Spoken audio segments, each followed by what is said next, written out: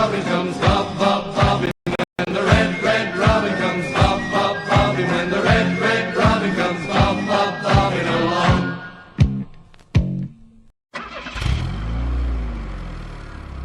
The Robin Pod is powered by Budget Tyres Auto Centre. Make them your first and only choice for a vast array of vehicle services.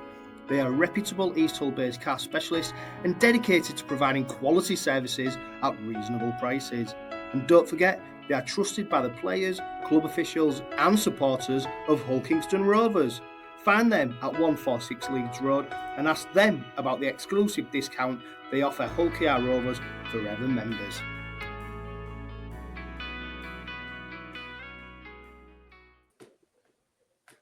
Hello and welcome to this week's Robin Pod Weekly.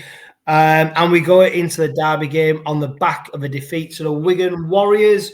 Of course, prior to that, we defeated that lot in the Challenge Cup quarter-final. It's an old saying, James. It's almost becoming a saying that we make on the podcast. It's never dull being a Hull Kingston Rovers supporters, and the last week or the last week and a half has proved that, hasn't it? So, James, welcome to the Robin Pod again. Good to see you, Jono. Good to see you, Martin. Yeah, never dull. Never dull. Yeah, never dull. Before, let's welcome Martin. We've got another Robin Pod debutant. We're putting an appeal out for new people to come out onto the Robin Pod, of course. We want to refresh it every week and give people, our listeners, our viewers, different viewpoints from different people. Martin, welcome to the Robin Pod. Thanks for having me. I hope you don't regret it. Well, hey, I tell you what, there's people who don't want me on it. So, Martin, I won't be surprised if we do get some negative feedback. But don't worry, Martin, you're in safe hands as long as you talk about Hull Kingston Rovers with a positive slant. You'll be always welcome back on the Robin Pod. I tell you what, Martin, let's go back to that Wigan Warriors game. Seems a long time ago now, doesn't it? Really, Friday night. I tell you what, the pre-match build-up, it was a big game for the Robins.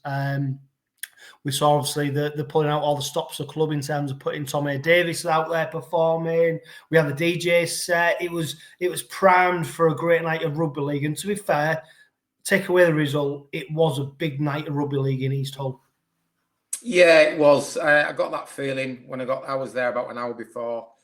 I had a walk around Craven Street, and you could just feel the atmosphere building, the pre-match entertainment, the fireworks, the fire show, a bigger wave following, a bit of tension in the ground. It had the hallmarks of a big game, and the build-up.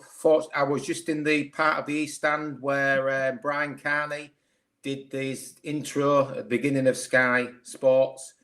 He was encouraging the crowd to sing Red, Red Robin. And my partner Julie, she's only just been converted to the red and white because she's from West Hull, if I dare say it. And she loved the occasion. The result was a little bit disappointing, and it certainly didn't reflect the game. It was nowhere near a 28-12 defeat. Chalk off the last couple of tries, because was chasing it a little bit in the last 10, but there was no more than a score between them, and you could tell just from the whole match these were the two best teams in the Super League at the moment. Yeah, James, I mean, let's go back to that first score of the game as well. Burgess goes in, obviously a video screen because people were wondering whether he did actually ground it. What a fantastic try that was. Just in terms of athleticism and being able to ground the ball like he did. I tell you what, Jim, if you go back maybe, I don't know, 8-10 years, them tries would not have been scored. The players just simply could. We've become accustomed to now, haven't we? Them type of Joe Burgess tries, not just for the Robins, in rugby league in general, because it was an absolutely fantastic finish. And the effort that these players make to ground the ball through sheer athleticism, it's amazing at times. It is, and I think probably when you say you look back, and like I said, probably 10 years ago that wouldn't have scored that. Plus, also don't forget they hit the corner post. It was disallowed, and probably taking the corner post out of the equation is probably one of the probably one of the best rule changes the game's ever made. And you're right, those sort of tries that, you know, Burgess got, and we've seen Davies get, and we've seen, you know, Tom Amone get them when he was at Saints. You know, we've come to expect them now, but you don't get tired of seeing them. But, you know, Burgess' try on Friday night, you know, it's what we needed to really set the tone. You know, we needed to get a good start against Wigan, and we certainly got it. And it was, you know, a great try. And just echoing what Martin was saying, yeah, the whole pre-game atmosphere and the whole build-up, it just had that feeling of the you know, the top two teams in the league going head to head with, you know, obviously the grand final revenge in the background as well, and just Rovers sort of setting the pace early season. You know, it had the build up and markings for a great occasion, and it was. Yeah, I tell you what, Martin, let's go back to the lineup though for that game. Obviously, Ches Lytton played so well against that lot in the derby, coming on as an interchange to replace Mikey Lewis. Was you surprised to see him then line up in that starting role in place of Lewis, or was you expecting that, or would you like to have seen something different? I'd have probably, in hindsight, it's a wonderful thing, as you know. I'm not a fan of making 2 or 3 positional changes just to cover one position, if that makes sense. I'd have probably plumped Richardson and kept Lytton as the substitute, number 9.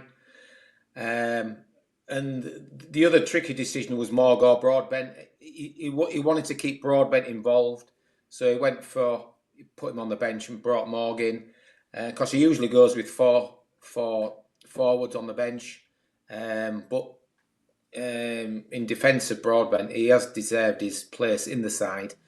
And I just thought there was a bit of disruption when 𝗂𝗲𝗴𝗲𝗀 went off. There was change, Broadbent coming in, Lytton moving around back to hooker, and it just disjointed everything, I thought. And I thought if we just had an out-and-out scrum half like Richardson, that area of the field and play would have been settled. It was a little bit unsettled, and again, but credit to Rovers, they still made a great fist of it with a bit of adversity thrown in. And, you know, with 12 minutes left, we're still winning 12-10. With 12 minutes left, we were still winning 12-10. You know, a couple of decisions didn't go quite our way with the video ref and what have you. But all in all, it was a fantastic effort. They should take that confidence in the game this weekend. Yeah, I mean, James, what did you make of the starting lineup? And not necessarily the starting lineup, but then obviously the 𝗂𝗲𝗴𝗲𝗀 injury then sort of manifested itself in a way where we ended up with 𝗂𝗂𝗀𝗃 in the halves, Broadbent coming. We for me, and I put it out on social media, Willie Peters seemed to do a few things that hasn't been there. Hull Kingston Rovers like over the last, I don't know, start of the season going into last year, we seem to be putting square pegs in round holes. It didn't seem to just work out, and the 𝗂𝗂𝗴𝗲𝗀 injury, of course, then compounded that, because they did then go like changing people all over the place. And for me, James, I think it was unnecessary, and it then manifested itself out on the pitch, albeit, like Martin said, you know, going into the back end of the game, we were still well within it. Yeah, I agree, and I think it was. It just, I don't know, it just seemed to be making change for change's sake. And I must say, we were surprised that it brought Lytton in at half-back and moved Morg to full-back. I think for me, well, for us, when we found out about it, I thought the obvious one was to keep Broadbent at full-back, because you know, he's done nothing wrong. You know, he thoroughly deserves his place at full-back. And then just bring Morg straight in at half-back to partner Tyrone May, because, you know, Morg's been playing half-back for Catalans before he came over, so he's not unfamiliar with that particular role. That then keeps you Lytton on the bench. We always know, you know, Lytton can play the big minutes, and obviously the whole plan is, give Mickey Mack, 20, 25 minutes or so, then you bring Litton on, etc. Obviously, the injury to McIlroy was probably scuppered that and just essentially meant that, Litton was going to have to play the full game.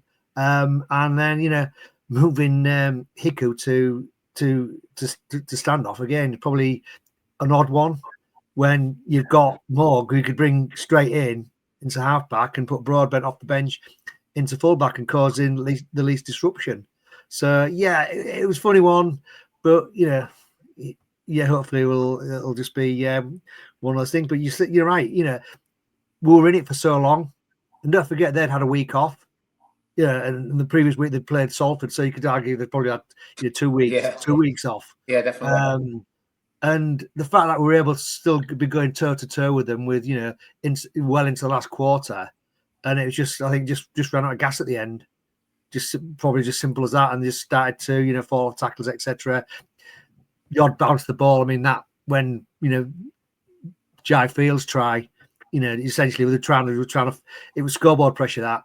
And they just tried to get the ball alive, went to ground, 𝗫𝗲𝗄𝗏 picks it up and is under the post. There's not like you can really do with that. And then obviously the try that went up to the video after Mise was a bit of a, shall we say, still controversial one. But then this, it's all lifts and buts.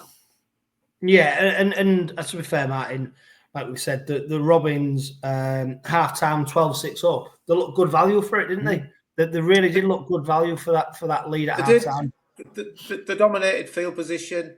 They were solid. There was going through the sets, and bearing in mind there was no Batchelor or Lewis in this team. I was quietly confident before the game. If Lewis and Batchelor would have been playing, I'd have been very confident. You obviously got that X factor with Lewis, and Batchelor gives you that solidity in the forwards. He's an 8 out of 10 every week. But putting them reasons aside, I thought it was a really, really good, solid, dominant first half performance. Was unlucky. There was a little bit of confusion, I think, from the sidelines when McIlroy got injured. He should have gone down. He should have gone down before the scrum was formed. Then the ref would have had to bring the substitute on. But for whatever reason, in his wisdom, whatever, he carried on and they shoved him on the wing. And I jokingly said, I hope they don't ping it out to the wing here. He's just going to run around him. And ultimately, that's what happened, which was a little bit disappointing. There was some lack of communication or something from the touchline, was it? I read somewhere they couldn't get him on, or they was trying to get him off, and he wouldn't walk off. I'm not quite sure exactly what happened with that. Yeah, well, James, it's not the first time, because at Huddersfield we had the scenario where Waera-Hargreaves at the end of the game, he came on and was took and it's never been sort of answered, has it? Whose fault? Because Sean Kenny-Dowell, he's the one who's on the side of the field who's managing the interchanges, whether it was a referee call or but to leave him out on the pitch, it looks so exposed. And to be fair, in rugby league, teams are often exposed that weakness. That you're sometimes crying out when you see a player go down injured and he's still out on the pitch. You're going, run at him. And they don't. They're the opposite way. Yeah. So fair credit to Wigan for taking advantage of that. And I'm surprised that it's not being asked about, especially in the pre-game conference that 𝗀𝗲𝗄𝗏 held on Monday. Maybe they didn't want to sort of lay blame on someone in the public. They maybe had a word in house. Right. You said it happened at Huddersfield with Hargreaves, didn't it? Yeah. So anyway, we move on. This game, the 1%ers which win games, that could have been the difference. If we'd have gone in 12-0, for example, at half time, it could have been enough to win the game. Who knows? It's all. Yeah. I tell you what, James, Martin makes a great point there. The 1%ers, and it's more apparent against Wigan, isn't it? You do not need to give Wigan any opportunity for them to score, James. And we did it a couple of times at the back end of the game. We saw Burgess leaving the ball in the field of play when he could have gone out to touch. So 𝗕𝘂𝗧𝗏 come up with you know, a terrible pass, really, wasn't it? Yeah, it was awful. You know, Yeah.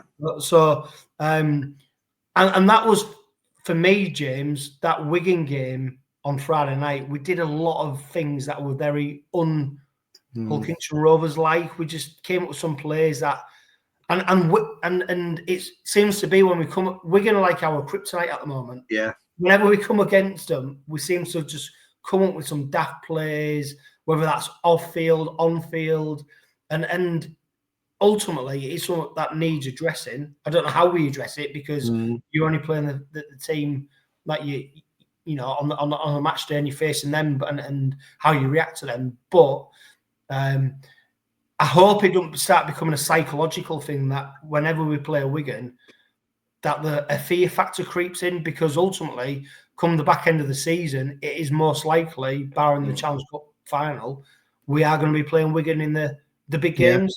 Yeah, I think it just comes down. A lot of it comes down to errors. I think, you know, they're the masters at taking advantage of teams when they make errors. And we saw that, you know, totally on Friday night, when you know we're losing the ball, poor passes, etc., missed tackle. They take advantage of it, and it's like I said, it's what they do. It's what great teams do. They take advantage of errors.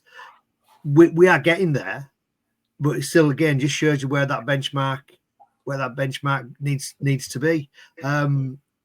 Hopefully, they've got errors out of the system now, and it seems to be the last probably 15 minutes or so, we made more errors in that game than we had in virtually every game put together all season.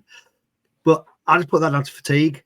You know, I don't think we can highlight enough how much that week game beforehand took. There's a physical element to it, but also the emotional side of it as well. And like I said, they had the week off, come into fresh, and the fact that we're going toe to toe with them after 60-65 minutes shows we're a lot fitter than we perhaps than we have been. You know, and we've got to give great credit to the backroom staff for that. But you know, ultimately, when you're playing a team as good as Wigan, you know, you've got to cut the errors out, otherwise it's going to skin you, and that's what they did. Yeah, and Martin, it was really interesting hearing Willie Peters. He did make reference to the fact that Wigan had the week off and they look fresher, but he didn't put the defeat down to them having a week off and them being rested. But I tell you what, Martin, it doesn't matter who you play. If you miss 55 tackles in a game, you know, it doesn't matter who you're playing. It's not the opposition are going to take advantage of that, aren't they? Yeah. I think Peters came out today in his presser saying that they can be slightly misleading, those stats.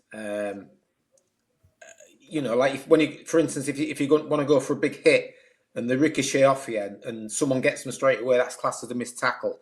But it ultimately did say that it needs addressing. It's not Rovers like 55, and still we could have won the game with 55 missed tackles. So it's an odd stat.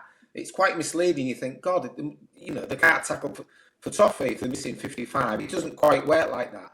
You know, you might just, like I say, ricochet off someone, grapple, miss them the first time, but get them the second time, and the first time you missed it, that'll be classed as a missed tackle. So the stats can be a little misleading, I think. And Peters sort of allude to that in his presser today. He didn't make any excuses for it, but he did say that, you know, that it isn't quite as it seems. Because what was Wigan's? Was it 45 then? Was it? No, Wigan's was 15. 15. Oh, right. 15, yeah. And that's what compounds it. And then I think and also when you look at, sometimes I do quite, these stats, by the way, come from the official Super League website, right? So we've got 55 missed tackles, okay? And then you look at the tackle busts, 55 tackle busts from Wigan, 15 missed tackles from Wigan. And I tell you what, James, how many tackle busts do you think from Rovers? It says about 10 or something like that. 15. 15. So, Yeah, and don't they sometimes put the completion rates at over 100%. well, the completion rate for Wigan on Friday night was 102%. There you are. Rovers was 99%. But to be fair, like Martin said, Willie Peters did address it in the pre-match press conference to say it is something that they need to improve on, regardless of the stats. Too many missed tackles, and we can't afford to do that against a side like Wigan, who ultimately, like we've said, guys, capitalise. You give them a chance in a big game, and they capitalise on it, and that's why you can never ever write off the Warriors, Martin, because they're always when it counts, they make it happen, they show up. Again, another frustrating part of last Friday was, like you say, with 12 minutes left, we're still winning. You know, with all this adversity, what's gone on, key players missing, we're still in the lead against the world champions. You know, so and then I think Smith scored from a bit of a soft try to put them 16-12 ahead, and from that moment on, Rovers just seemed to sort of go in panic mode. That they had to score off every tackle, off every play, and there was still 10 minutes left. There was still time. There was only 16. There was only a score down, and I thought they still could have reverted to type, built the pressure, kicked to the corners, force an error defensively, and try to get a score that way. But they seemed to sort of go hell for leather, throwing it about with gay abandon. And it's not like Rovers. Rovers build the game on being patient, dominating field position, putting teams in corners, exerting pressure, you know, and earning the right to play with that freedom. But they just sort of reverted to that. As soon as that went behind, it was sort of like a bit of a panic mode. And there's still only a score down with 10 minutes left. And, you know, it was a little bit, it's been hypercritical. You know, when you're at this level now, we're getting really critical because, you know, in 10, 15 years ago, would have been happy with a 10-point defeat at home to Wigan. Happy with a 10-point defeat. Now we're thinking we could have got over the line with a weakened team with a lot of adversity. It's a little bit disappointing, but it's one of those things. They'll learn from it. They'll grow from it, and you know, let's get a win on board at the weekend. It's a great point Martin made, James, about mindset shift in terms of it's not acceptable to lose to Wigan anymore. No. You know, ultimately, it's, you know, we can applaud effort, we can applaud tries, but now we're at a point where the bar's so high, we have to beat Wigan, because if we don't beat Wigan, we're probably not going to win. You're not going to win anything. Yeah. That is the bar we're at now, isn't it? And thankfully, we've built up a healthy lead in terms of league points at this stage of the season. But that could quickly change, and some point now, you know, like you said, the bar is so high for the Robins in terms of winning these games that we're almost shifting away from.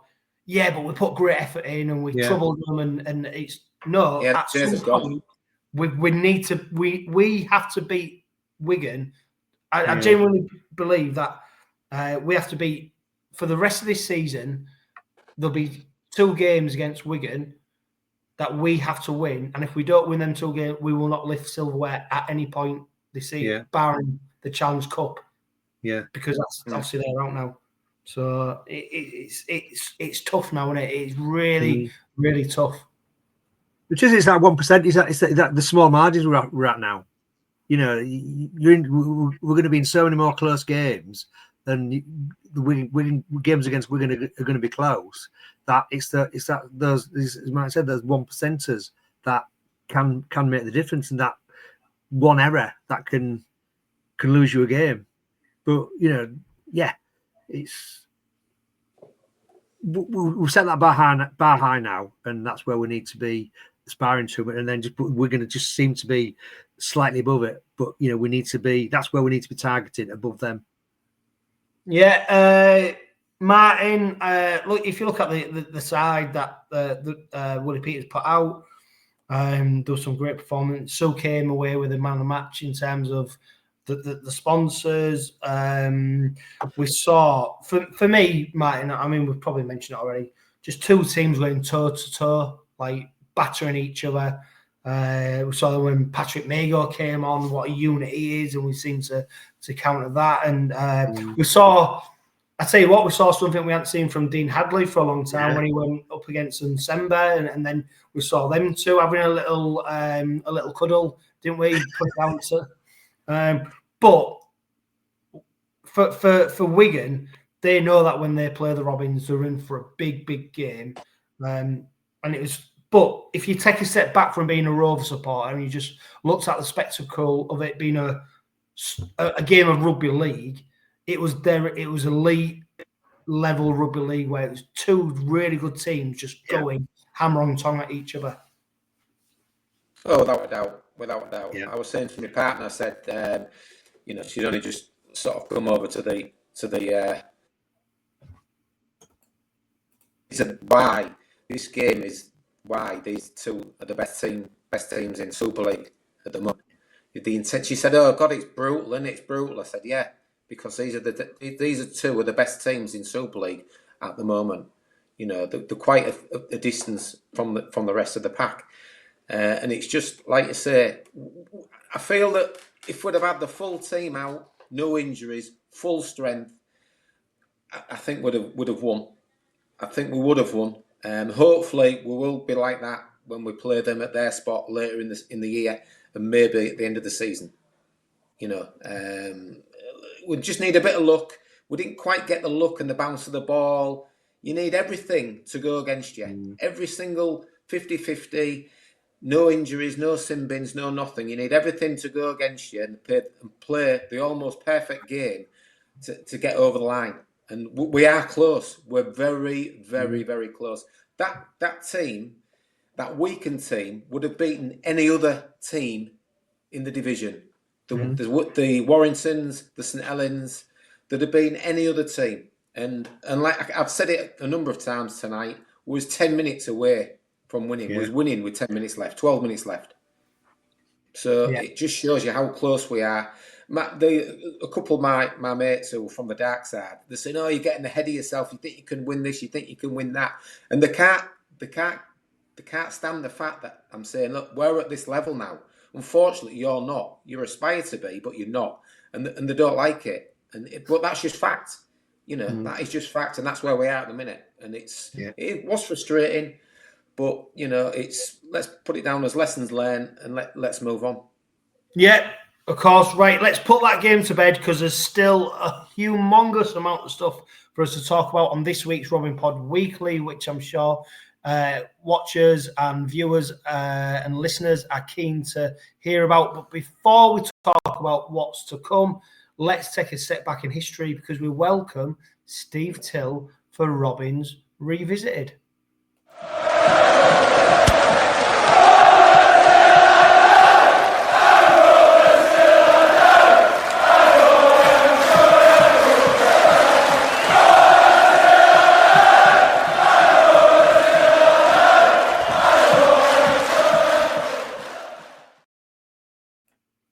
Steve, welcome to the Robin Pod. As always, it's a pleasure. Of course, it's a huge week of rugby league in the city of Hull because, of course, it's the derby. We've already had you on just a short while ago for the Robin Pod, Robins Revisited, when we talked about the Challenge Cup quarter-final tie. So I'm interested to see where you take us this week too, Steve. I'm going to take you to the quarter-final, to Holland Rovers League game. But first, Magic Weekend, a couple of weeks away, May the 3rd. What does May the 3rd mean to you, lads? Well, May the 3rd be with you. It's 45 years on May the 3rd since we beat that lot at Wembley. But I'm not going to talk about that, not this week. What I'm going to talk about is a game on a Magic Weekend, going back to 2012. One of the ending of the game was probably one of the highlights of Rovers supporters. The game's been shown. It was that good. It's been shown on Sky dozens of times in full, but somehow they stopped doing all those repeats. But the game still brings shivers down the spine, because we were playing that lot at the Etihad, or as it was known then, the City of Manchester Stadium, and with 15 minutes to go, that lot were beating us 30-16 and looked like gaining their first ever Magic Weekend success against us. The first 65 minutes we had enough drama. Rovers saw Michael Dobson sin binned, which gave Hull the opportunity to score the first try. Seymour crossing from a Danny Tickle pass and Tickle converting it, so they were 6-0 up. But Rovers came back, fought back. Tries from Hall and Shannon McDowell. Who remembers Shannon McDowell? And they were both converted by Dobson. So it was 12-6 to Rovers, but those two scored, and the teams went in for the half-time oranges and cups of tea and whatever they get, with Hull on an 18-12 lead. 10 minutes after half-time, and Green and Dobson put Hodgson over for his first try to make it 18-16, but the game then swung in Hull's favour again, and Martin and Turner gave Hull their 30 points to 16 lead, and we came to the final 15 minutes. It was then Rovers took over. First Hull put Latest in the corner before a pretty controversial Reece Lovegrove pass put Dobson in with 8 minutes left. It was never forward. Sorry? It was never forward. Never forward. Well, it won't if you look in the papers. Look in the papers from the game. But there was 8 minutes left, and Rovers tries the might to get those extra points to win the game. We're struggling. But with a minute to go, there was a cross-field move where Dave Hodgson ended up with the ball. The whole defence trying to swarm across field, but Hodgson bumping off 2 defenders, and he went over in the corner, and the game was over. Rovers had won 32 points to 30. A remarkable game. That try reminds me of that Ryan Hall try. Remember where he scored for Leeds against Huddersfield that gave Leeds the league leadership title? Similar type of thing. The excitement in the crowd was massive. The excitement on Sky commentary was massive. But boy, Rob Chadwick, the Rovers commentator, made a total meal of that try. And one of the great wins of the Magic Weekend. I tell you what, I don't know your memories, Martin James, of that try, but when I look back, that was one of the. Bear in mind, Rovers weren't doing too great, was they? At that, there was there, but they weren't doing great, and a victory over that lot represented pretty much success, because we weren't competing at the top of the table. We very rarely did much in Challenge Cup, but that victory and to do it in that manner. I mean, Dave Hodgson, when he scored that try, it was almost like, when you can put your car into sport mode. That, like him running, he's like, press the button, and he just gained that extra yard of pace to go around. And you only had to see the jubilation in the away end to be part of it, let alone then underneath the stand as well at the end of the game, where the Rovers fans didn't want to leave. There was that happy celebrating. Yeah, it was a fantastic moment. When you look back at derby moments, that is obviously I'm not as old as you three. Thanks. But when I look back at my memories of supporting the Robins, that is up there, just for the sheer, not the magnitude of the victory, but the sheer jubilation of that last minute try. It was just sheer joy. And that is, you know what?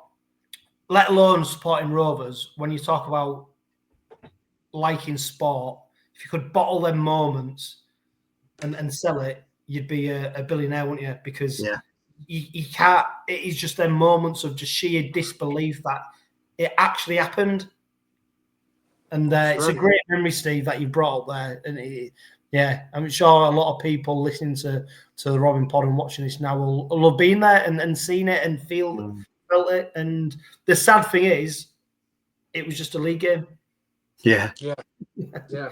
Yeah. I mean, you still get excited to watch the reruns on Sky.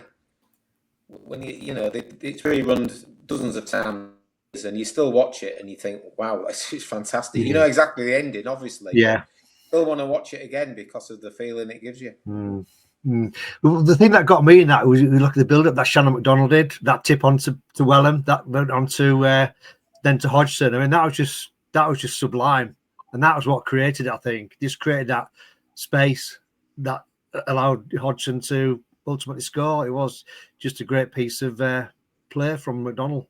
Yeah, once he'd built his speed up, and he had the ball in the correct hand, and the defenders were coming in and just bumping them off. And no doubt, we were all screaming, weren't we?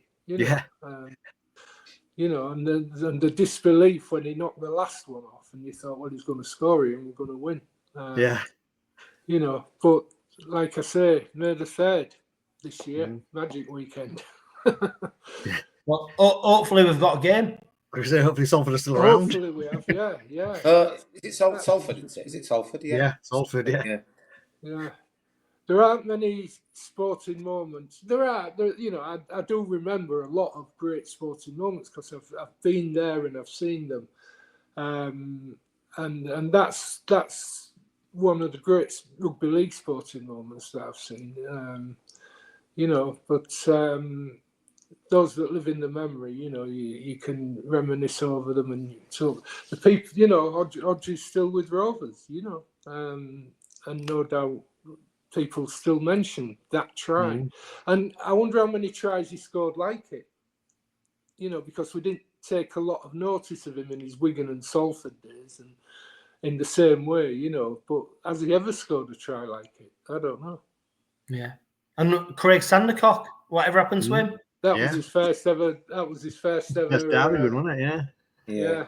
And the following year, if you remember, they all moan about that forward pass, but I think it was the following year. Wasn't that the one where Chris Green was stood offside? Don't get me sacked. Oh God! That's a great point to end it on, Steve. What was the common denominator? The common denominator was the referee, Steve Jansen. Although it was the video, I think he was the video referee for that second one. But no. Always a pleasure, Steve, and I look forward to you joining us on the Robin Pod next week for the Thank you very much, lads. Robin's Pod revisit. Cheers, Dave. Cheers. Enjoy the rest of the programme. Cheers, Dave.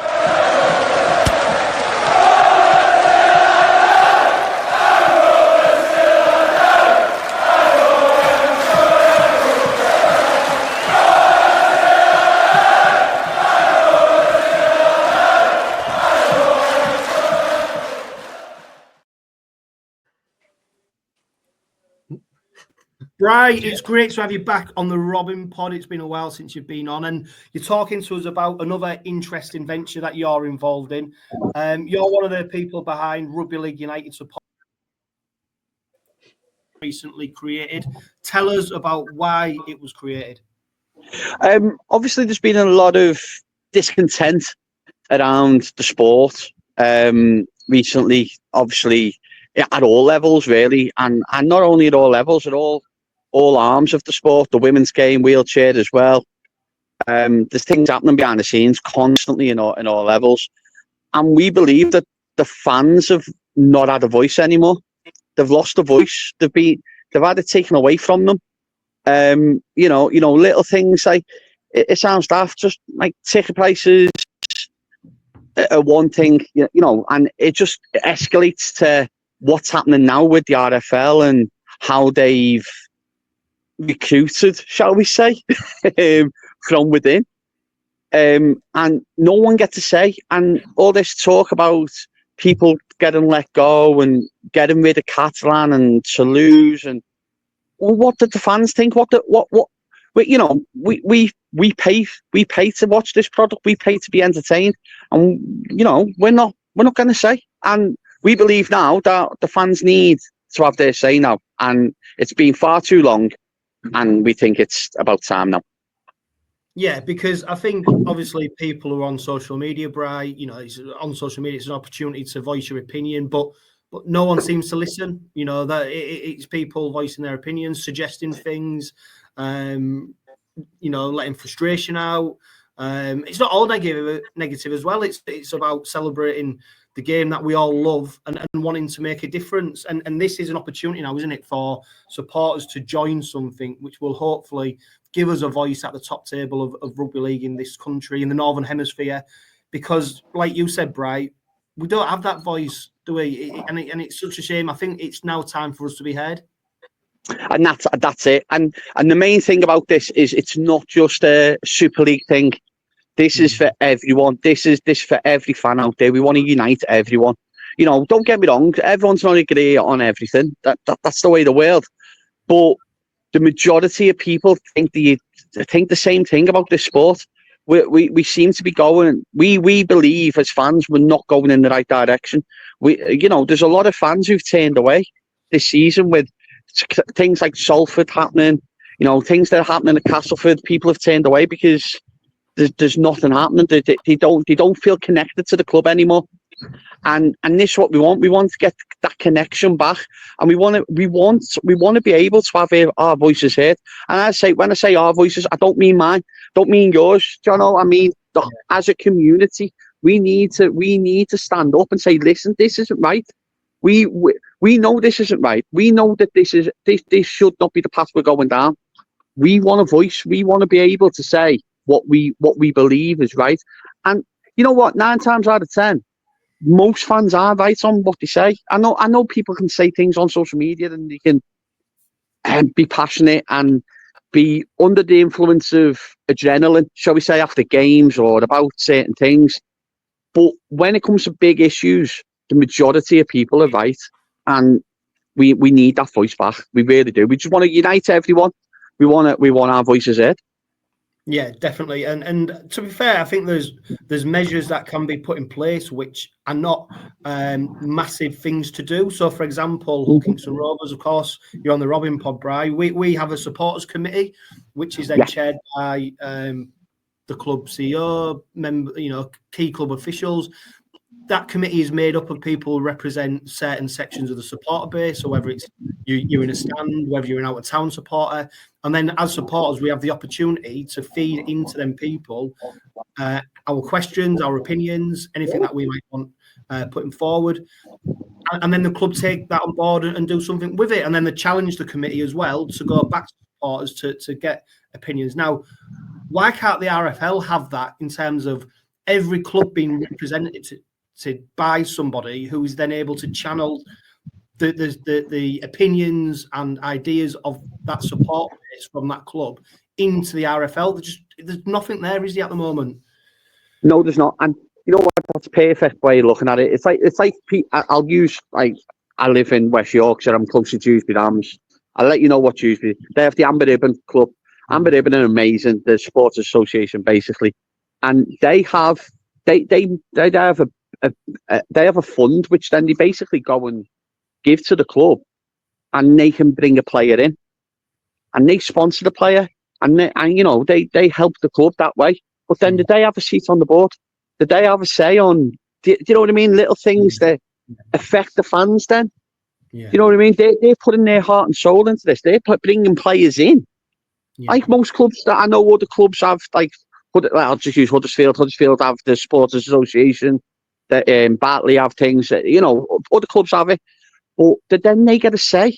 They're not getting consulted on what they want and what they need, and this is the main thing about it. And the best way of putting it is football.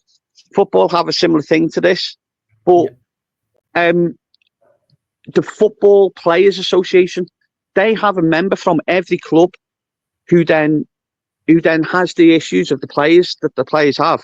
They don't then report to the FA. They report to the head of their players association, and then they're the ones who have the seat on the board. And it's, as you say, that's kind of what we want. We want every club to have something, to then be able to go to one person who then represents all fans.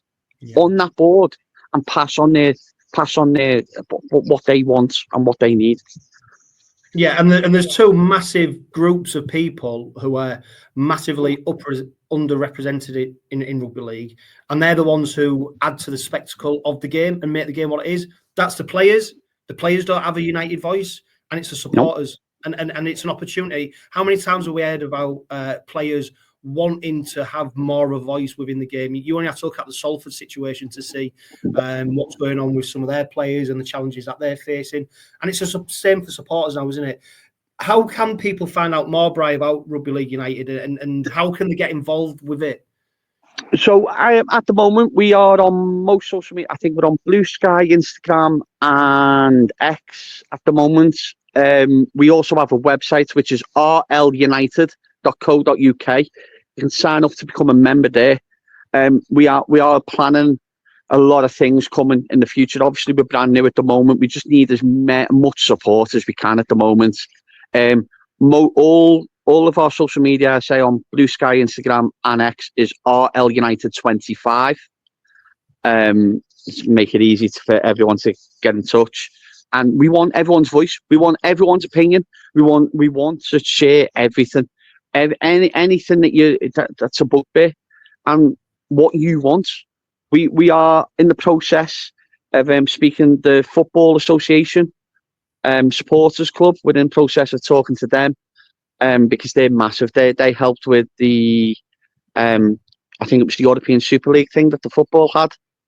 And they have a voice. They have a big voice in football. So they're helping us and guiding us in our next steps. And we will be having things like petitions, AGMs to get these voices across. And at the end of the day, we want everyone's voices heard. So we need everyone's support. Yeah, and Bri, there'll be lots of people watching and listening to this who maybe listening about and hearing about the Rugby League United Support Association for the first time. Where would you like to see this head into, and what would be success for you with this? Success for me would be eventually having a fan's voice on the RFL board. That's exactly what we need. We need our voices heard. So for me, the end goal is that, we want someone to represent us. It doesn't matter. It could be you, it could be me, it could be anyone. As long as our voices are heard and we get that voice across and we get our opinion on what we want across to these people who sit around this table and basically decide what we want. That's what they're doing. They decide how we want to be entertained and how we're going to pay for it and how we're going to do it and how we're going to stream it. But we're the ones who are paying for it. So we want to know. We want our opinion heard.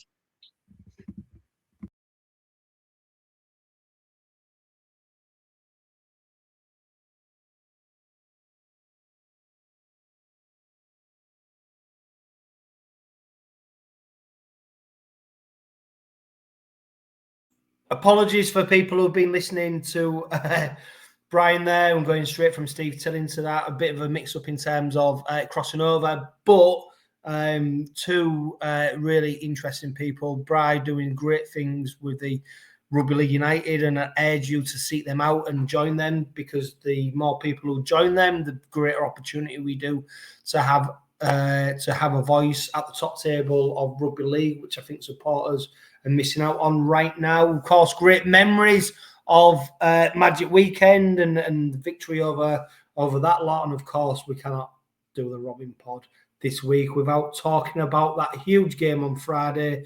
Good Friday. I'm sure it's going to be a great Friday, because I've got no doubt whatsoever it's going to be a convincing victory for the Robins. But before we talk about that game, there's lots of news coming out of HU9. And of course, James, the announcement that Jared Waera-Hargreaves is retiring from Rugby League, which was quickly followed up by the announcement that Tom Amone from the Canterbury Bulldogs, although he's not really featured for them, of course, most famously featuring for Leigh Leopards, will be coming in to replace Jared Waera-Hargreaves.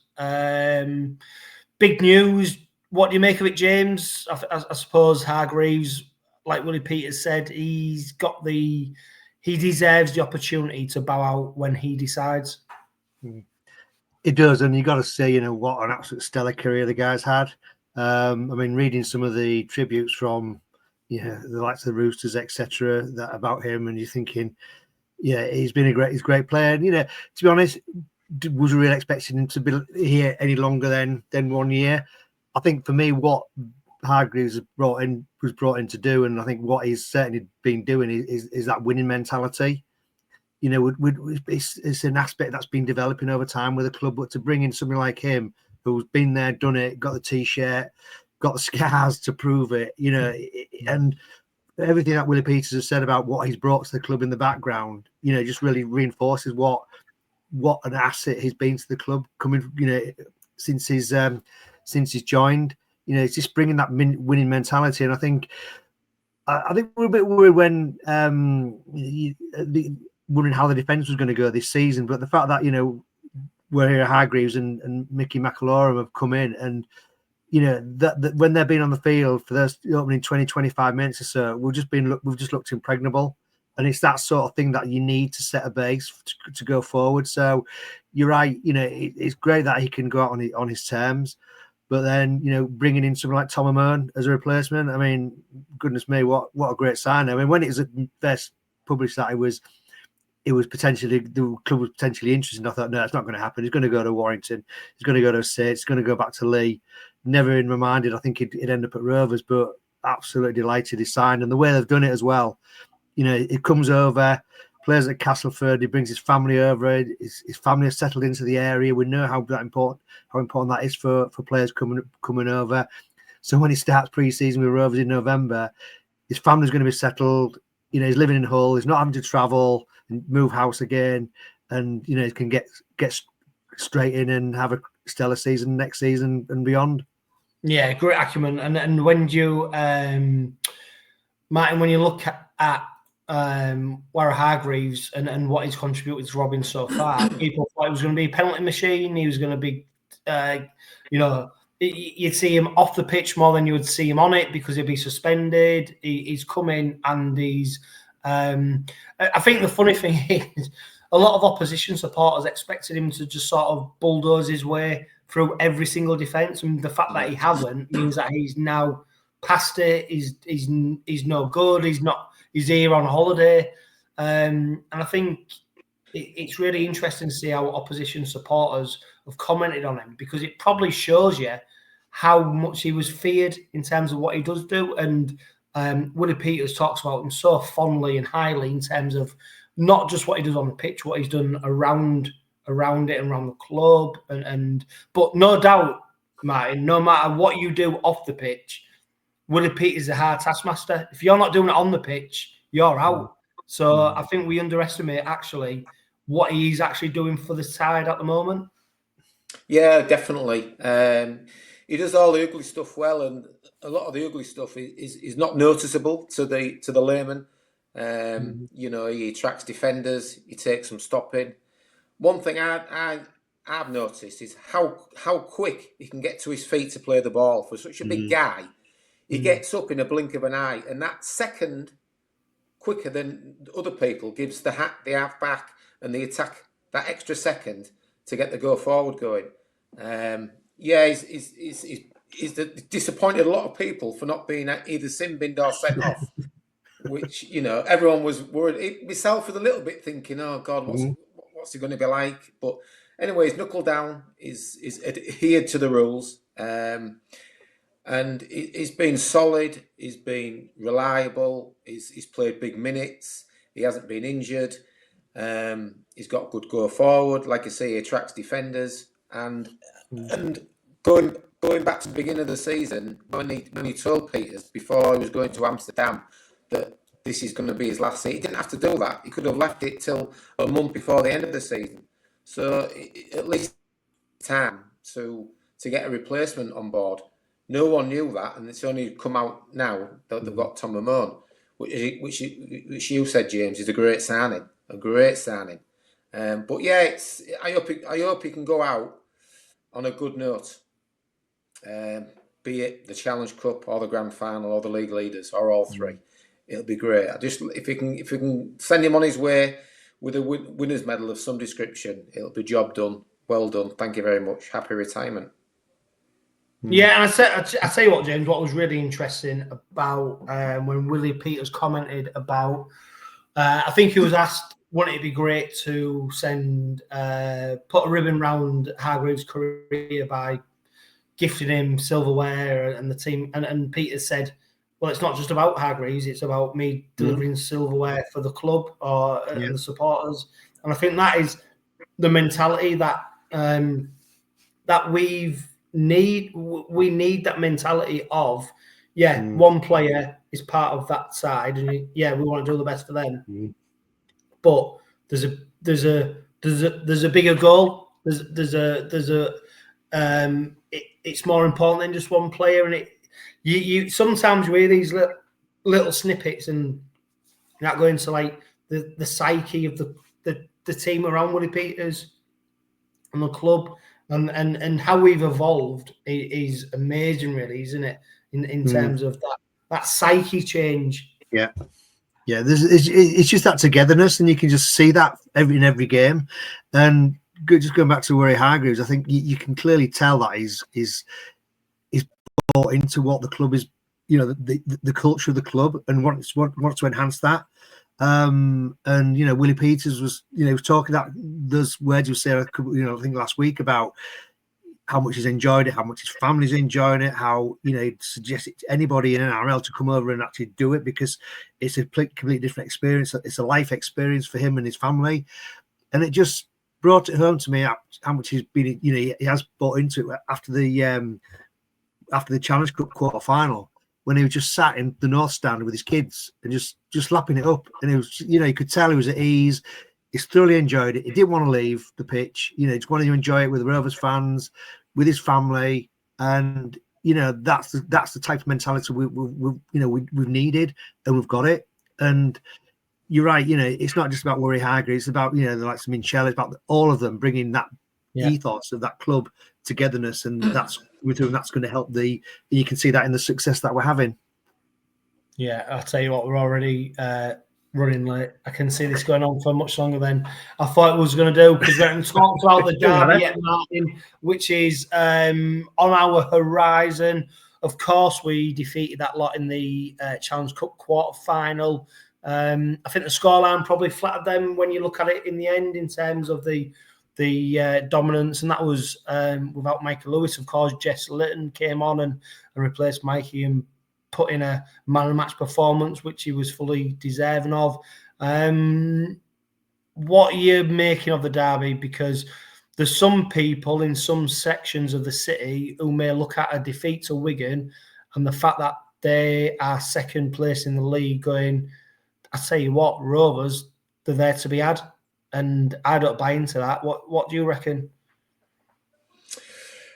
No, I don't buy into it neither. They've looked at, we got beat Friday, they beat Warrington. Oh God, Rovers have fallen off a cliff. We're going on an upward curve. They're there for the taking. It wasn't like that at all. Like I said early in the programme, the scoreline was flattered Wigan massively. There was only a score in it, if that.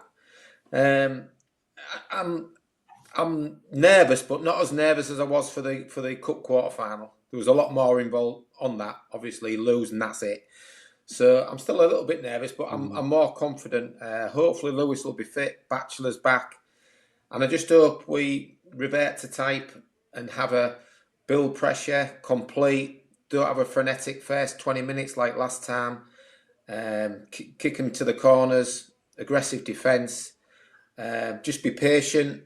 Just go through the sets, and we've got the better players across the board. And I think, anywhere between sort of 12 to 16 points for me. Yeah, I tell you what, James, as well. I mean, what's useful is actually the fact we played them just so recently. All the new players who have not experienced a derby before, now they're going to this game going, you know, we know the arrival route. We know when we get off the bus, we go to here. We know when we go warm up, this is the. We know where our rovers. We know where our families sat. We know what to expect when it's noisy. So almost they prepped for it, and they came out with that game with a victory as well. And you know what I will say? I don't know if you know the build up to this game on Friday seems a little bit flatter than it normally would be. Probably because of the quarterfinal, all the build-up was for that. And I think that suits the Robins more than it does them, because I think they need to be able to raise their game to a higher level than they have been performing at the moment, whereas the Robins are quite comfortable with where they are at. And the build-up to this game on Friday, it seems a little bit more dampened for me. Yeah, I think you're right. I think we're demonstrating the quarter final that you think about opening 20-25 minutes or so. I honestly didn't think it was going to be our day. Just the number of unforced errors we were making. It was totally probably the worst opening quarter we've had all season. Yeah, just errors, penalties, losing Mikey, and despite all that, they didn't even look like scoring. They did not look like scoring, even though we were playing, we were just like basically trying to gift it to them more or less. And then once we got that opening try, Tom Davis got opening try, the 21st minute, something like that. We didn't look back, and then we scored with 32 unanswered points within after 60 minutes or so. That's killed the game, So we've demonstrated to them that we've given you a chance, you couldn't take it, you're not great. When we want to turn it on, we can turn it on. We can rip you to shreds, and that's without we're supposedly like a one-man team with Mikey, and that's without Mikey Lewis and playing a hooker at standoff. We can rip you to shreds when we want, and I think that's probably they can talk as much as they want, but at the end of the day, I think it's going to be we will win on Friday on Friday. Great Friday. Good Friday, yeah. No, Great Friday. Great Friday, yeah. Yeah. Martin. It's like Gargantuan Friday. Yeah. But, Martin, how do you think the injury to 𝗂𝗲𝗴𝗲 will impact us? Because he's played a massive part in our rise to the top of Super League in terms of his early season performance. The platform he helps lay, along with other players such as Waera-Hargreaves that we've already talked about, and that massive defensive effort from minute 0 to 20-25. 𝗂𝗲𝗴𝗲's played a huge part in that. How will that impact us with him not playing? Yeah, hopefully not too much. I think it probably will, because he took a lot of juice out the opposition with his aggressive defence. It'd have been interesting if Leyland would have been available, if he'd have been in the squad, because at some point he's got to get a game. He's got to get a game at some point. So it'll be interesting moving forward if he brings Leyland in. But Litton's capable of playing 80 minutes. I haven't got any danger of him tiring or anything like that. At least we're going to have that speed and agility around the ruck from minute 1 for the full game. So yeah, there's injuries. Every club has injuries. You just got to cope with them. We've got to adapt and overcome. And yeah, I'm still confident. I'm still confident we can do it. And sort of moving forward, 𝗂𝗲𝗴𝗲 injury and the Reece Martin injury, they'll be like 2 new signings in July when they're back. Just when when you want a bit of freshness in the team, it's like 2 new signing quality players coming back in right at the business end of the season. Which Reece Martin is a quality player, and we haven't even realised he hasn't been playing. He's sort of he's injured. Let's just forget about it. But when he's fit, he'll be in the team. He's a quality player. I know it's a great point about the squad depth, to the point where Reece Martin's missing and he's not really spoke about. No. I tell you what, James, when you look at the squad announcement and you see who's in that squad for Friday, Harvey Horn's name there.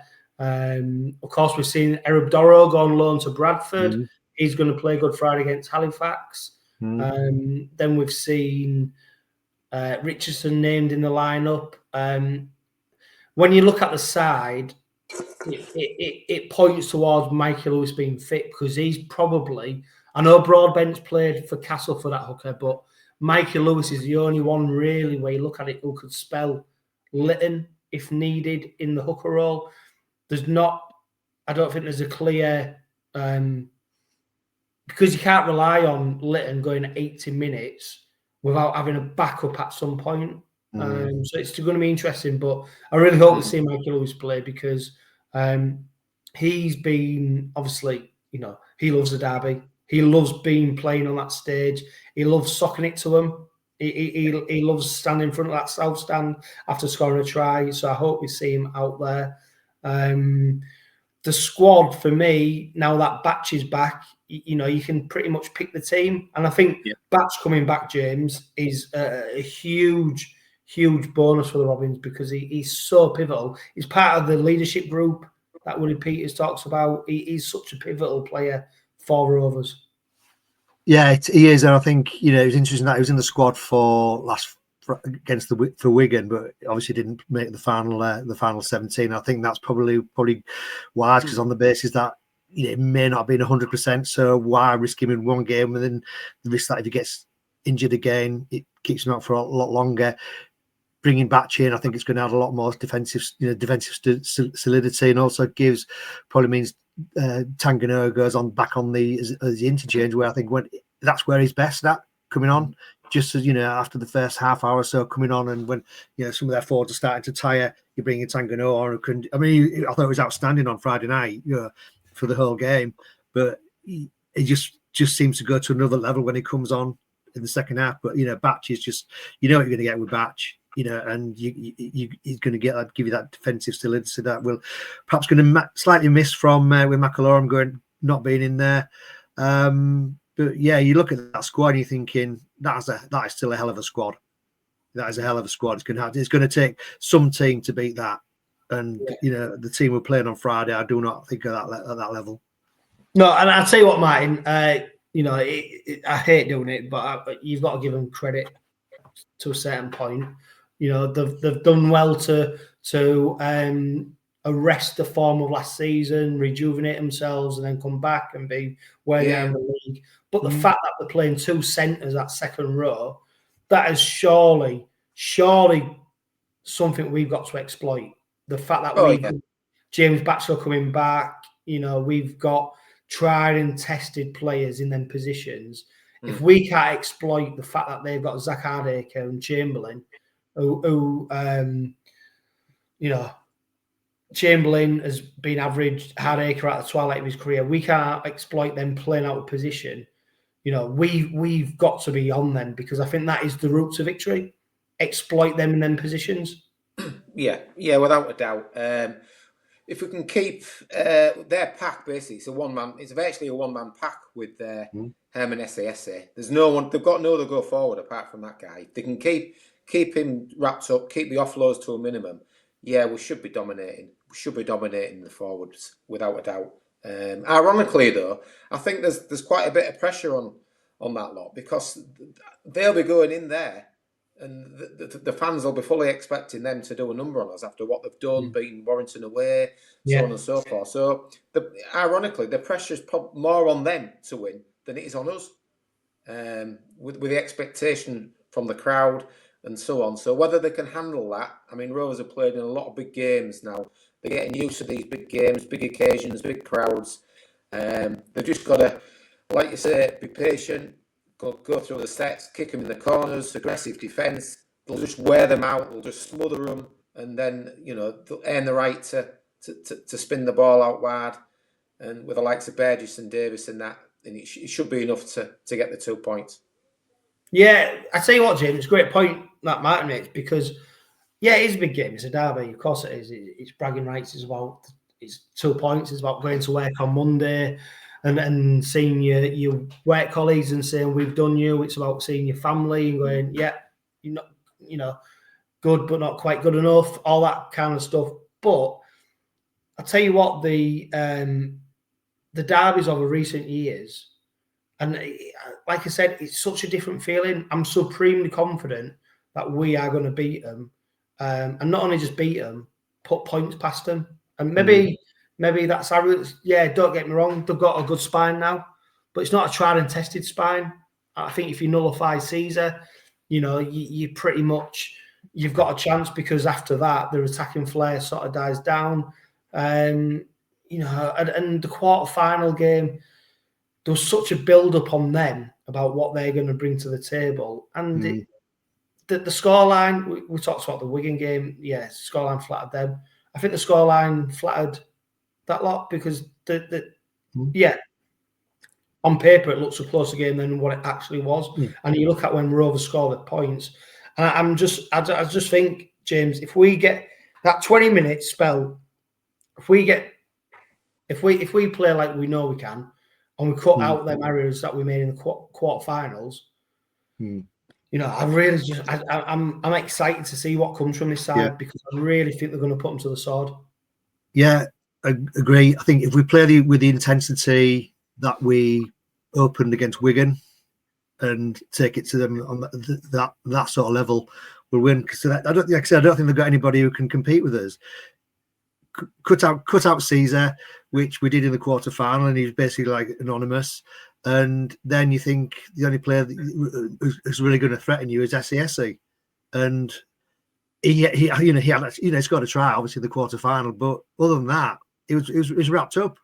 Did a number on him, and do the same again on Friday. On Friday, and you know it should be a comfortable win. I know Peters came out on his presser, and he said some of the players was disappointed with themselves after the Wigan game. He was slightly disappointed with the performance, so they'll be hoping to prove a point this Friday, which is an extra motivation. So I'm with you, James. I think all roads point to a red and white victory on Good Friday. They need to be on form. You know, they need to be performing. They need to get that intensity in defence. If they can replicate the first 30 minutes like they did at St Helens away, that'll be enough. That 30-minute intensity, that's enough to win the game, just for that 30-minute. And it proved it at St Helens. And they should, if they do that on Friday, that'll be enough to win the game relatively comfortably as well, I think. Which leads us to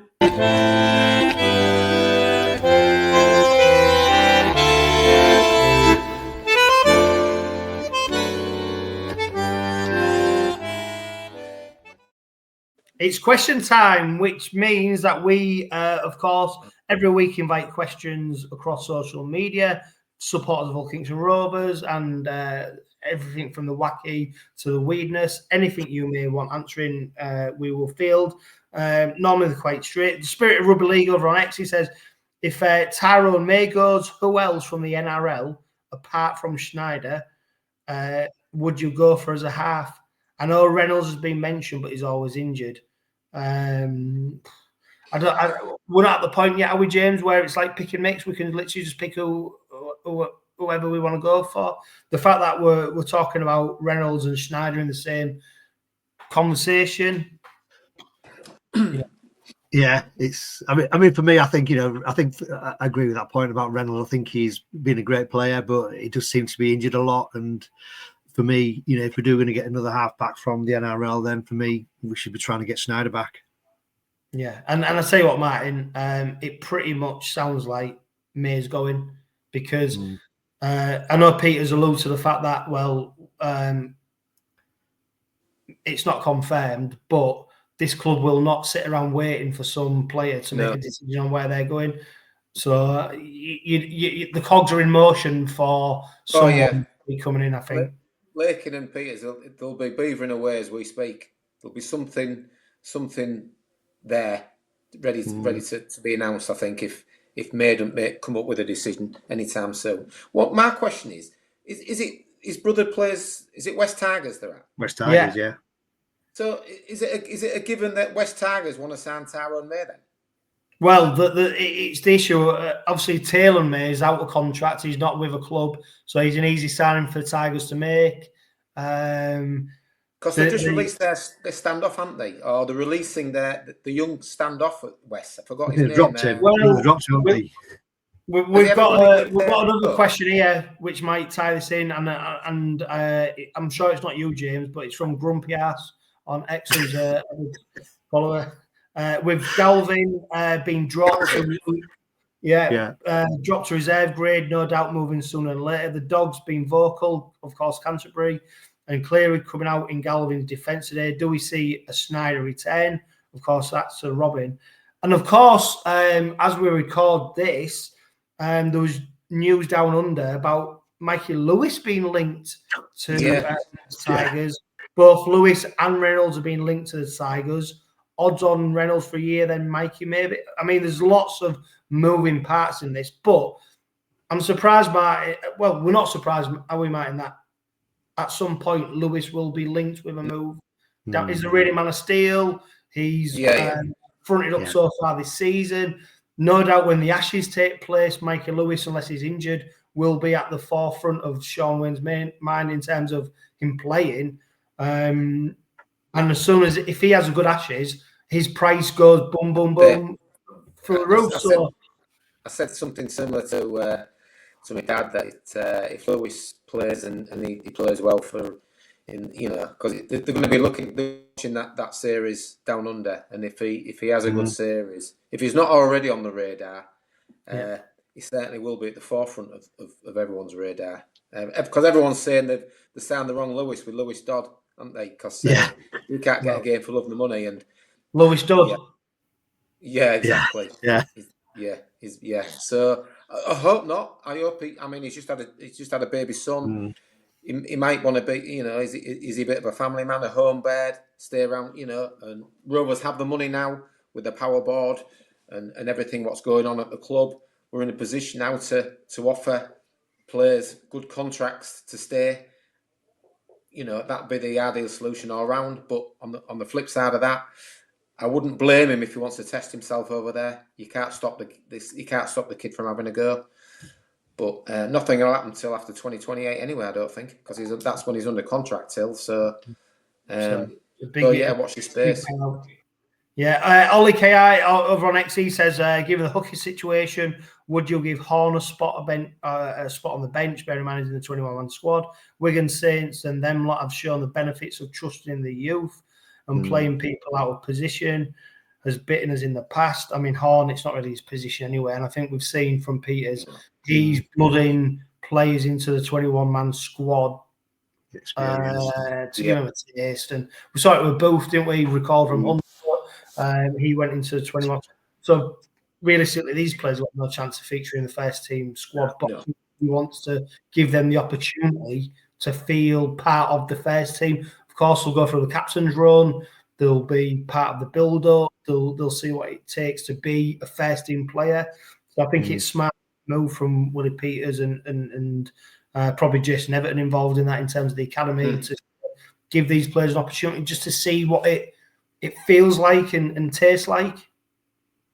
Yeah, it is. It's all about giving the experience into it, and just I think Horn's a winger anyway, isn't he? So I don't think he would be going to the hooker, but it's just about giving them experience. Because Ruan's in the squad as well, isn't he? Just I think gives him experience.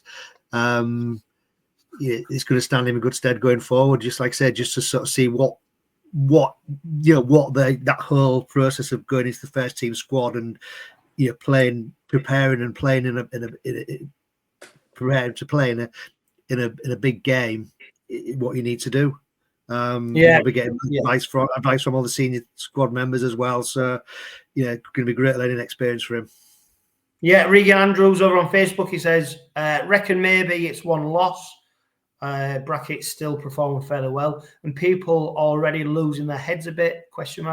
Personally expects us to carrying on. Nobody really expected us to go undefeated all season. We'll lose again and probably again and possibly again.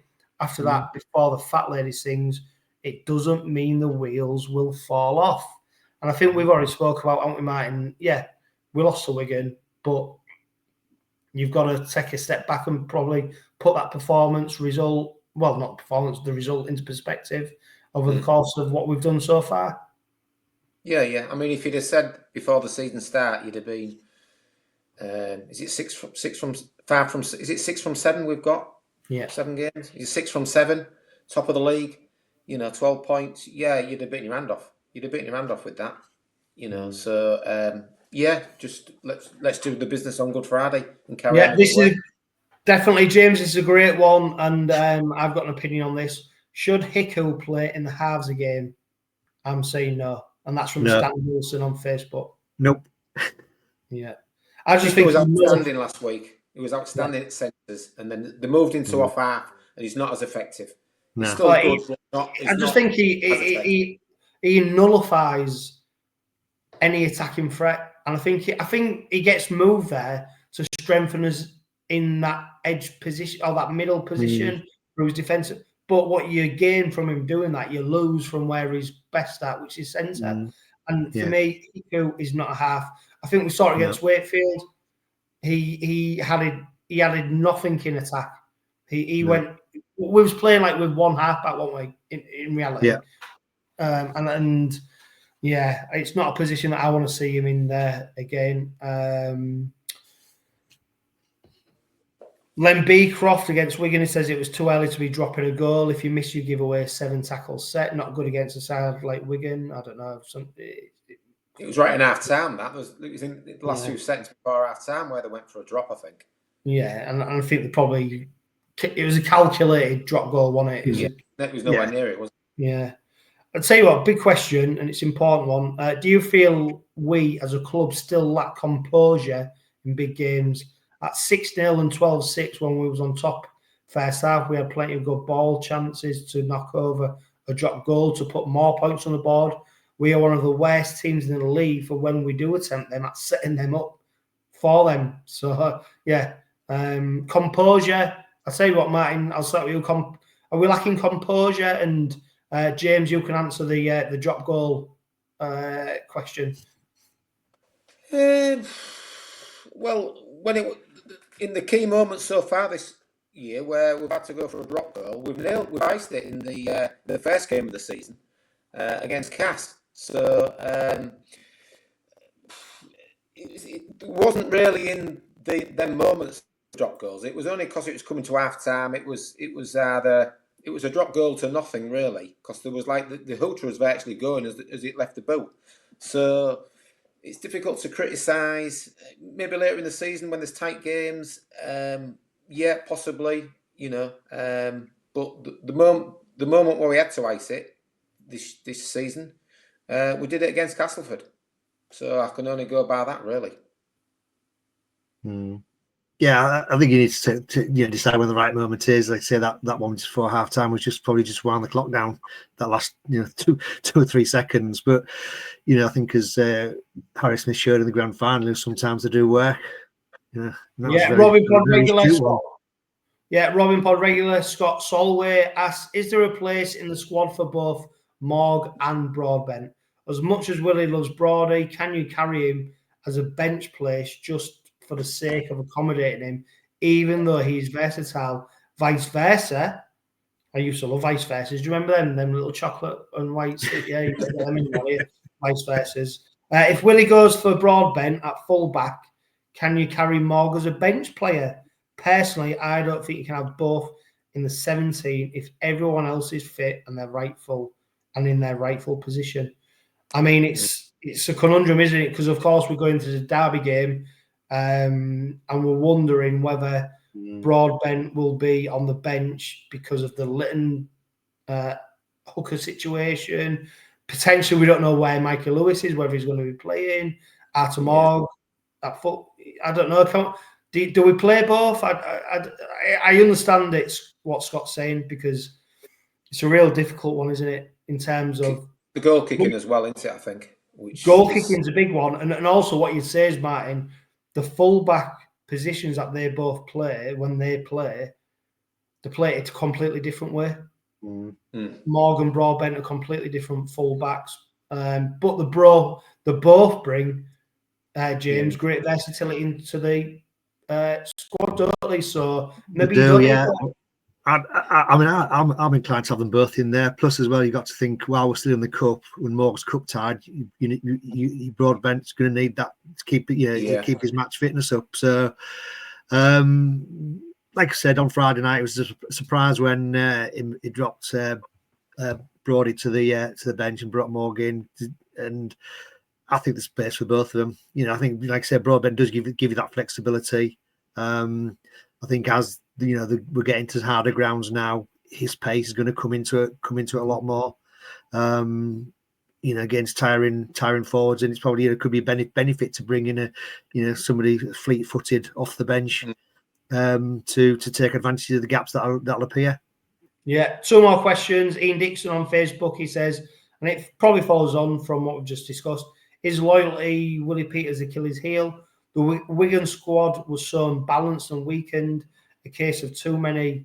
The Wigan squad, I'm thinking he's thinking the Rovers squad that played Wigan was so unbalanced and weakened. A case of too many square pegs in round holes, as evidenced by the disruption to the team caused by the Mickey Mack substitution and trying to fit players into positions that are not their best.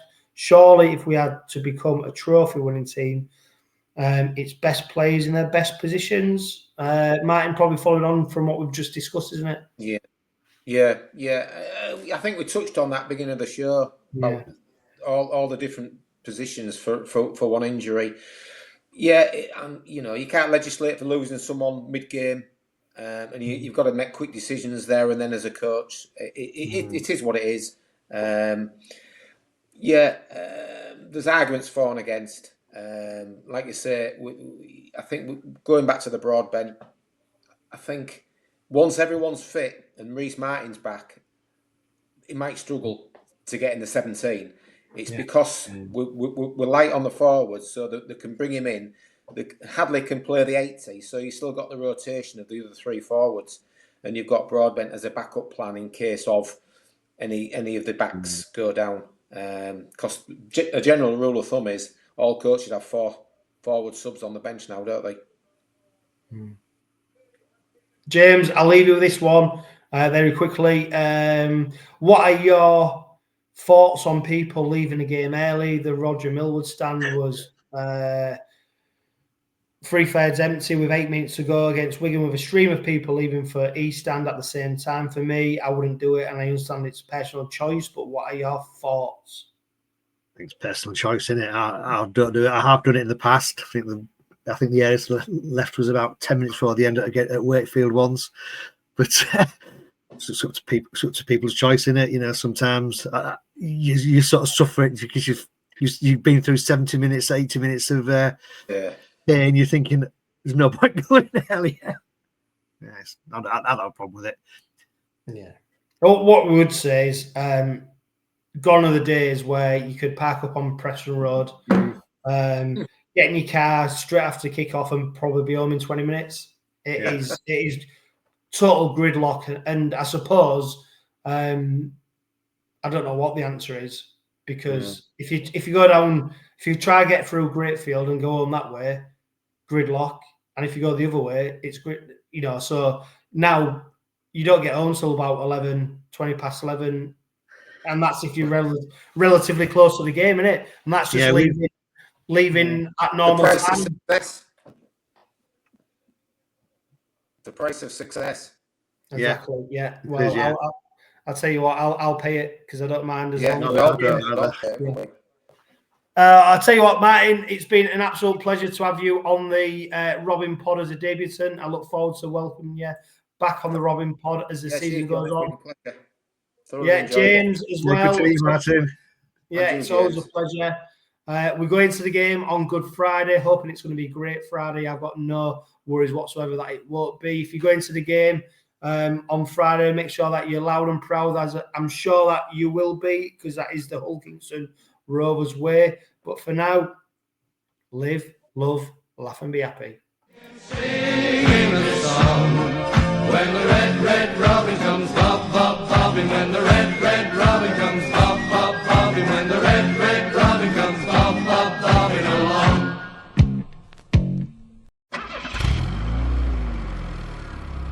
The Robin Pod is powered by Budget Tyres Auto Centre. Make them your first and only choice for a vast array of vehicle services. They are a reputable East Hull-based car specialist and dedicated to providing quality services at reasonable prices. And don't forget, they are trusted by the players, club officials and supporters of Hull Kingston Rovers. Find them at 146 Leeds Road and ask them about the exclusive discount they offer Hull KR Rovers Forever members.